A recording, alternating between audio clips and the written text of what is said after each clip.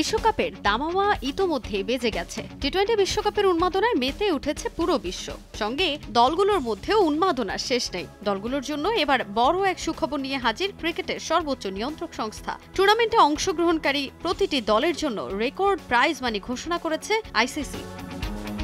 এক বিজ্ঞপ্তি দিয়ে বিষয়টি নিশ্চিত করেছে আইসিসি। গেলবারের তুলনায় এবার প্রায় দ্বিগুণ বেড়েছে বিশ্বকাপের প্রাইজ মানি। এর আগের দুই আসরে প্রাইজ মানি ছিল 56 লাখ টাকা। এবার তা বেড়ে দাঁড়িয়েছে 1,12,50,000 মার্কিন ডলার। অংশগ্রহণকারী 20 দলের মধ্যে যা ভাগ হয়ে যাবে, যেখানে চ্যাম্পিয়ন দলের জন্য বরাদ্দ 24,50,000 ডলার বা 132 কোটি টাকা, আর রানার্স আপ দল পাবে 12,80,000 ডলার। সেমিফাইনাল থেকে বাদ পড়া দুই দলকে দেয়া হবে 7,87,500 ডলার।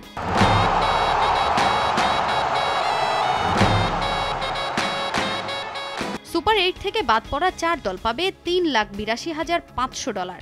নবম, দশম, একাদশ ও দ্বাদশ স্থানে থেকে আসর শেষ করা দলগুলো পাবে 2,47,500 ডলার করে। আর 13 থেকে 20তম স্থানে থেকে টুর্নামেন্ট শেষ করা দলগুলোর পকেটে ঢুকবে 2,25,000 ডলার করে। এছাড়া সেমিফাইনাল ও ফাইনাল বাদে প্রত্যেক ম্যাচে জয়ের জন্য প্রতিটি দল পাবে 31,154 ডলার করে।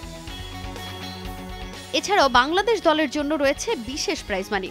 এক ম্যাচ জিতে 13 থেকে 20 নম্বরে থেকে টুর্নামেন্ট শেষ করলে 2,99,70,018 টাকা পাবে বাংলাদেশ দল। শুধু তাই নয়, 4 ম্যাচ জিতে সেমিফাইনাল পর্যন্ত গেলে 10,67,17,000 টাকা পাবে শান্তর দল। সুপার 8 পর্যন্ত 5 ম্যাচ জিতে সেমিফাইনাল পার করে রানার আপ হলে 16,79,85,000 টাকা পাবে বাংলাদেশ।